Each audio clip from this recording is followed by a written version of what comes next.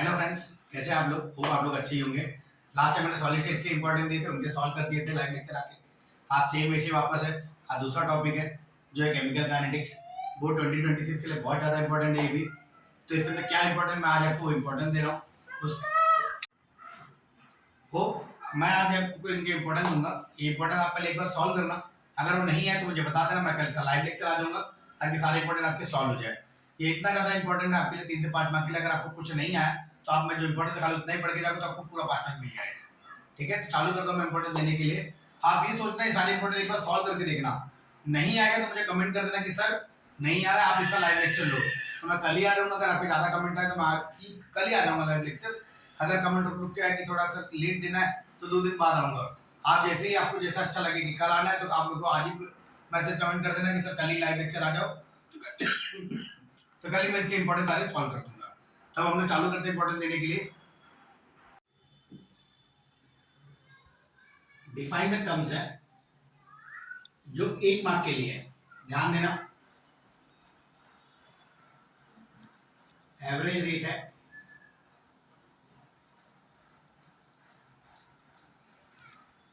Rate of reaction है,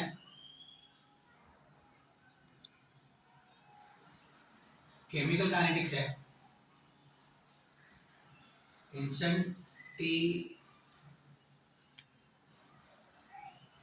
instantaneous rate है,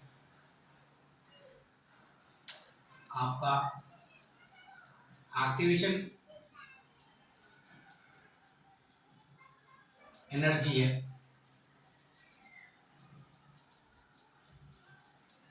first order reaction है,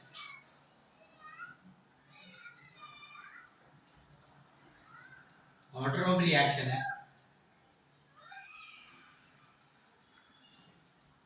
जीरो ऑर्डर रिएक्शन है।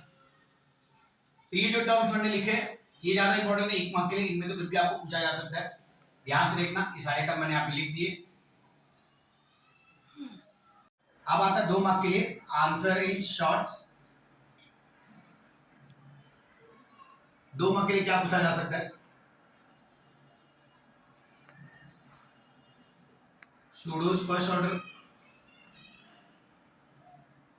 रिएक्शन,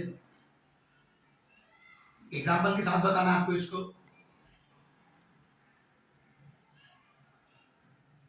रेट डिटरमाइनिंग स्टेप है, रिएक्शन इंटरमीडिएट है। सबसे ज्यादा इंपॉर्टेंट जो आने वाला है आपको इसमें से, अगर कुछ नहीं हुआ तो ये आएगा distinguish between.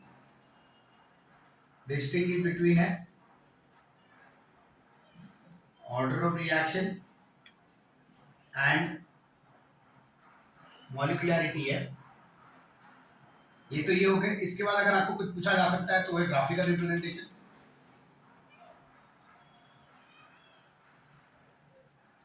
For first order reaction.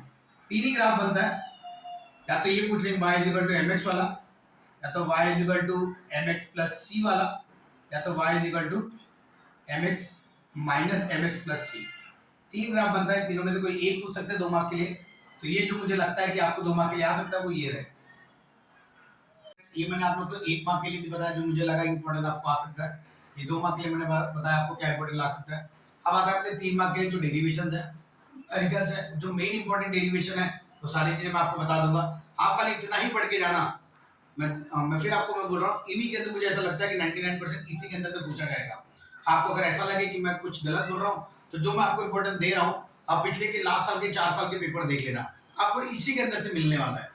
ठीक है, अगर कुछ एक्स्ट्रा मिला तो आप लोग को बता देना कमेंट करके, मैं वो भी चीज आपको एक्सप्लेन कर दूंगा, क्योंकि चैप्टर बड़ा है। ऐसा नहीं कि कुछ पॉइंट मेरे से भी रह जा सकते हैं, लेकिन मेरे को जो इंपॉर्टेंट लगे मैंने आपको बता दिए। अब आंसर इन ब्रीफ है 3 मार्क के लिए डेरिवेशन, ध्यान से देखना ये वाला।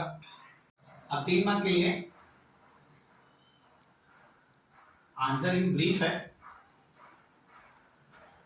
3 मार्क के लिए पहला है अपना डेरिवेशन से सारे।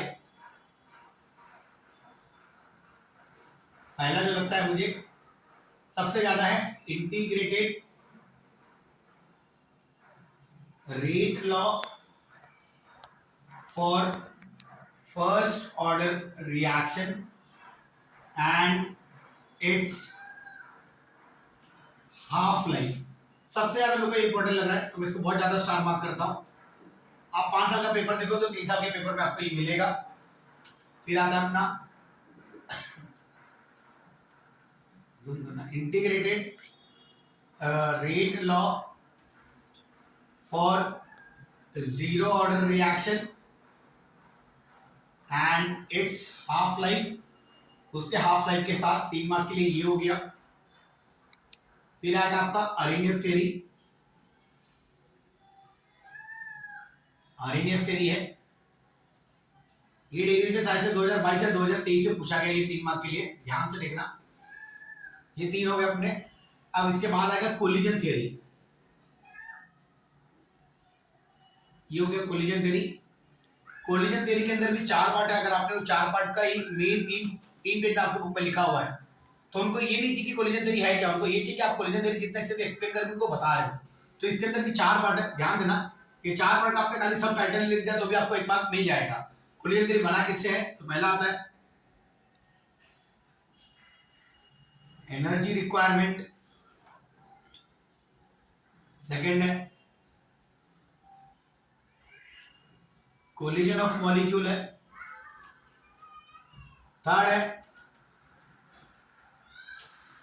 Potential barrier. ओरिएंटेशन बैरियर भी होता है तो पोटेंशियल बैरियर लास्ट में लिख सकते हैं। और आता है ओरिएंटेशन बैरियर। ये चारों को मिला के आपका बनता है कोलिजन थ्योरी। ये हो गया आपके 3 मार्क के लिए, ध्यान से देखना।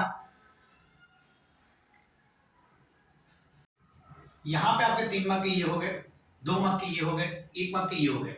आप 3 मार्क के लिए आपको न्यूमेरिकल भी पूछा जा सकता है तो न्यूमेरिकल का मैं आज आपको फॉर्मूला भी दे देता हूँ। सारे न्यूमेरिकल जो आपके टेक्निक के पीछे वो एक बार सॉल्व करना। अगर वो भी नहीं है तो वो मैं भी आपको कल मैं आपको लाइव लेक्चर या कल या परसों जब भी आप उनको कमेंट करके बोलेंगे तब मैं लाइव लेक्चर लेके वो भी डाउट सारे सॉल्व कर दूंगा। तो फॉर्मूला क्या है वो ध्यान से देखना। फॉर्मूला कैसे डिराइव होता है? सारे डेरिवेशन से डिराइव हुए न्यूमेरिकल की फॉर्मूला। हम न्यूमेरिकल का फॉर्मूला लिख रहा हूँ, ध्यान से देखना। अब आता है न्यूमेरिकल्स। न्यूमेरिकल 3 मार्क के लिए रहते हैं। पहला फॉर्मूला है आपका रेट लॉ का कि rate of reaction directly proportional to concentration of reactant A और B with respect to with appropriate power. अगर आप डायरेक्टली साइन हटाते हो तो फिर आपका रेट ऑफ रिएक्शन बनता है इज इक्वल टू के ए और बी। जितना भी रिएक्टेंट रहेगा उनके ऊपर ये डिपेंड करेगा। ये पहला फॉर्मूला हो गया। सेकंड फॉर्मूला फर्स्ट लॉ का K is equal to 2.303 upon T log to the base 10 A naught by 80। ये हो गया integrated rate law for first order reaction. हम इसी के अंदर से डिराइव करेंगे तो इसका हाफ लाइफ आएगा। तो हाफ लाइफ बनेगा T half is equal to 0.693 upon K। ये हाफ लाइफ हो गया किसका? फर्स्ट ऑर्डर का। तो ये 3 फॉर्मूला में आगे और भी फॉर्मूलाज है। Integrated rate law for zero order का फॉर्मूला बनेगा K is equal to A naught minus A T upon T. ये हो गया जीरो ऑर्डर का। अब इसी के अंदर डिराइव करेंगे तो इसका हाफ लाइफ बन जाएगा। तो हाफ लाइफ और जीरो ऑर्डर रहेगा T half is equal to A naught by 2k। एक ये हो गया फॉर्मूला। अब आएगा आर्रेनियस थ्योरी। आर्रेनियस थ्योरी का फॉर्मूला क्या था स्टार्टिंग में? तो स्टार्टिंग में बनता है k is equal to a into E raise to minus E A by R T. ये एक फॉर्मूला हो गया। जब इसको डिराइव करते हैं तो लास्ट का एक फॉर्मूला बनता है अरेनियस का। तो ध्यान से देखना क्या बनेगा वो log to the base 10 k2 by k1 is equal to EA upon 2.303 R T2 minus T1 upon T1 T2। तो ये जो दोनों फॉर्मूलाज है मेरे ये अरेनियस थ्योरी के ऊपर बेस्ड है। ध्यान देना ये दोनों फॉर्मूला मेरे किसके ऊपर बेस्ड है? Arrhenius theory. इनके न्यूमेरिकल जो भी है वो भी ज्यादा बड़े होते हैं इनको सॉल्व करने के लिए 3 मार्क लगता है उनके लिए। तो ये जो सारे फॉर्मूला मैंने दे दिए इनके अलावा दूसरा फॉर्मूला नहीं लगता। तो ये फॉर्मूला मेरे केमिकल काइनेटिक्स के लिए है। ये आप इतना इंपॉर्टेंट मैंने आपको दे दिया है, प्लीज ध्यान से देख लो।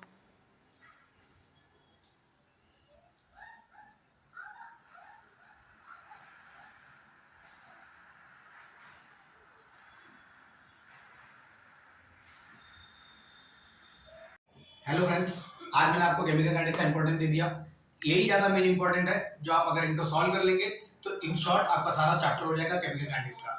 तो ये सॉल्व करने के बाद भी अगर आपको कुछ नहीं आ रहा है तो आप मेरे लाइव लेक्चर में आ जाना, वहाँ पे मैं सारे शॉर्ट्स या जितने भी आपके जो क्वेश्चंस हैं सारे एकदम सिंपल वे में समझा दूंगा आपको। अगर इनके नोट्स चाहिए तो मुझे नोट भी प्रोवाइड कर दूंगा आपको। ठीक है, थैंक यू बच्चे लोग। अगर अच्छा लगा रहेगा तो प्लीज मेरे चैनल को लाइक करिए, सब्सक्राइब करिए और ये उन लोगों तक शेयर करिए जिनको केमिकल काइनेटिक्स थोड़ा डिफिकल्ट लगता है और लास्ट मोमेंट में उनको कुछ इंपॉर्टेंस चाहिए रहेगा। थैंक यू बच्चे लोग।